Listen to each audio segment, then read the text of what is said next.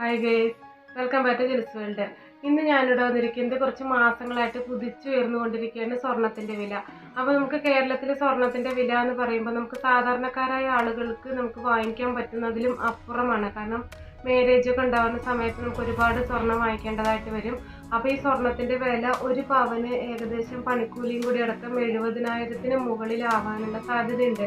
ഇന്നലത്തെ സ്വർണത്തിൻ്റെ വില അല്പം ആശ്വാസമായിരുന്നു. കാരണം ഗ്രാമിന് 40 രൂപ കുറഞ്ഞ് 1 ഗ്രാമിന് 8,270 രൂപയും 8 ഗ്രാം സ്വർണത്തിന് 66,160 രൂപയും ആയിരുന്നു.